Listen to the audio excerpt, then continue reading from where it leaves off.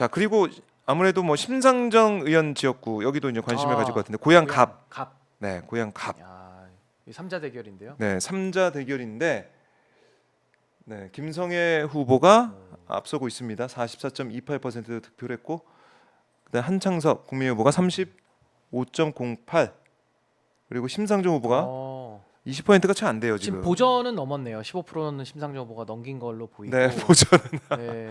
그렇죠. 선거비. 중요한 겁니다. 아, 그럼요, 굉장히 중요한 그럼요. 겁니다. 아유, 네. 그래요. 심상정 후보.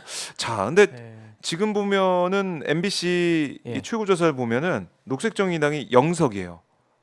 이건 좀 충격적이죠. 충격적인 결과로 볼 수가 있고 왜냐하면 녹색정의당 쪽에서는 아니 우리 녹색정의당 여론조사 덜 나오더라도 막상 투표장에 가면 많이 찍을 거야 해서 비례가 좀 나올 거야라는 얘기를 했었는데 0석 이거는 녹색정의당이 그동안 이제 보여왔던 지지를 받아왔던 그런 고유의 맛 지지를 받게 만드는 그 호소하는 그런 뭔가 모멘텀을 잃어버렸다 이렇게 볼 수밖에 없어요. 그렇죠? 근데 지난번 총선 때 정의당이 6석을 했거든요. 네. 한 9% 이상 받아서 삼지대에서는 탄탄한 경쟁력을 자신을 했었는데 네. 4년 만에 무슨 일이 있었던 건지 아, 왜 국민들의 신뢰를 이렇게까지 잃어버릴 수밖에 없었던 건지 네. 아마 그 부분에 대한 좀 처절한 반성과 성찰이 좀 있어야 아마 그 다음을 더 기대할 수 있지 않을까. 이게 원내 정당에서 원내 정당 되는 거는 하늘과 땅 차이거든요. 당세가 굉장히 그렇죠. 쪼그라들기 때문에 네. 또 정의당이 지니는 저는 역사적 가치가 있기 때문에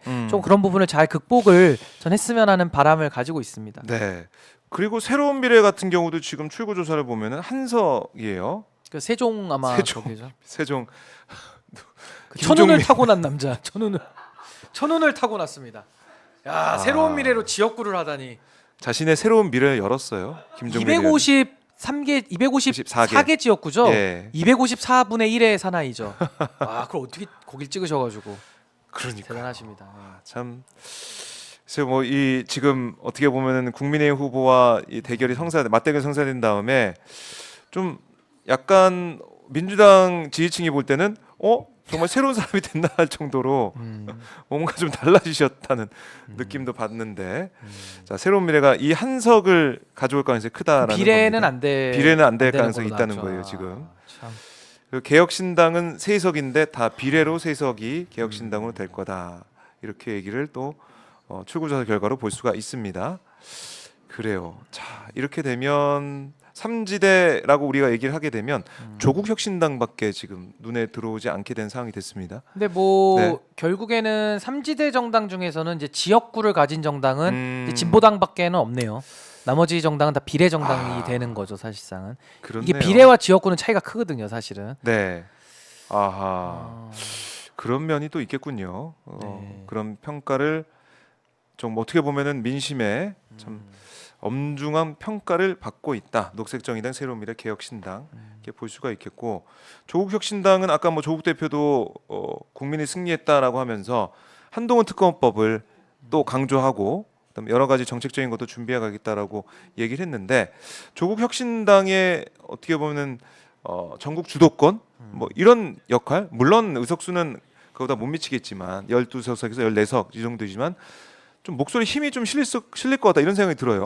근데 아무래도 이제 국회 운영의 원리를 따져볼 때 네. 10석이 중요하거든요. 그러니까 10석 이상이 되면은 법안을 발의할 네. 수 있는 권한이 생겨서 이제 하고 싶은 거 다 할 수 있는 겁니다. 뭐 통과되는지는 변론이지만 그리고 20석이 되면은 교섭단체를 만들어서 의사 일정을 합의할 때 한 축으로 껴버리거든요. 네. 그래서 과거에도 정의당이나 뭐 국민의당이나 이렇게 좀 연합 교섭단체를 만드는 경우도 있었어요. 과거에. 맞네요. 그래서 저는 조국혁신당이 만약에 지금 뭐 12석을 할지 14석 할지는 모르겠습니다만은 어쨌든 많은 지분의 소를 갖고 가는 건 현실이기 때문에 네. 저는 조국혁신당이 아무래도 삼지대라고 하는 그 교섭단체를 연합체로라도 만들어서 뭔가 좀 더 유의미한 역할을 하려고 할 것이다.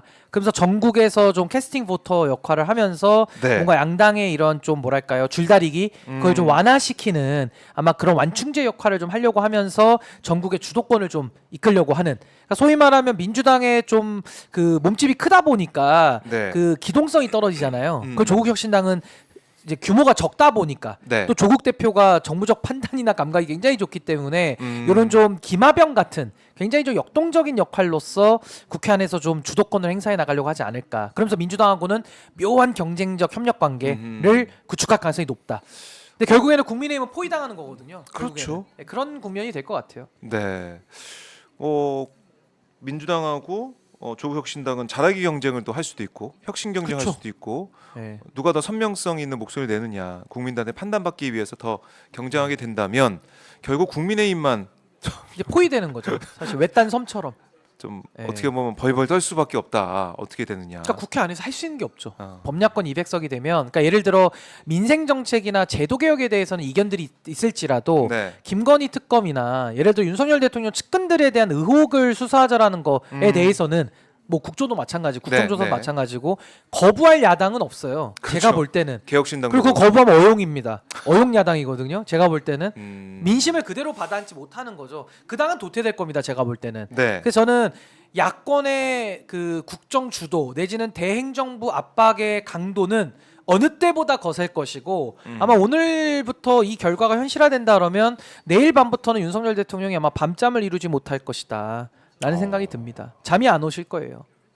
할 수 있는 게 없다. 국회에서 할 수 있는 게 없어요. 저 국민의힘이 아까 지금 두 자릿수로 주저앉잖아요. 네. 그럼 90 뭐 몇 명이든 네. 90 몇 명은 할 수 있는 게 없는 겁니다. 그냥 국회 안에서 세비만 받는 거예요. 할 수 있는 게 없어요. 그냥 소리 지르고 뭐 소위 말해서 네. 뭐 저항을 하는 나름의 네. 그런 액션만 있는 거지 유의미한 행동을 할 수 있는 게 없습니다.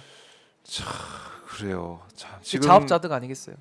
자업자득이다. 사실 대통령이 야당 대표를 한 번도 지금까지 안 만났다는 것 자체가 자업자득. 국민들이 볼 때는 이게 뭐지? 이 대통령이 어떻게 이럴 수가 있지? 이거 아마 공통적으로 가지고 있었을 생각인 것 같고 그렇게 되면 자 이제 여당의 역할은 여당의 목소리는 작아지는 반면에 야당이 커진다는 거 아니겠습니까? 이재명 민주당 대표 앞으로 정치적 미래가 좀 어떻게 될까요? 근데 저는 예. 이재명 대표가 이번에 승리를 거뒀습니다만은 이 민심을 어떻게 이해하는지가 저는 굉장히 궁금합니다. 그러니까 만일 이재명 대표가 혹시 오판을 해서 네. 이 범야권의 200석은 민주당에 대한 지지고 그 민주당에 대한 지지가 본인에 대한 지지라고 만약에 생각을 하신다면은 네. 저는 그건 굉장한 착각이다라는 생각이 듭니다. 가장 대표적인 예가 조국 혁신당이 비례에서는 지금 민주당의 연합정당을 이길 것 같거든요. 거의 거기에 비슷하게 가고 대해서는 있죠. 냉정하게 이재명 대표보다는 조국 대표에 대한 신뢰 내지는 뭔가 민주당이 그동안 미진했다라는 것을 국민들께서는 표시하시는 거거든요. 아니 비례정당이 조국 혁신당이 마이크도 하나 못 썼고요.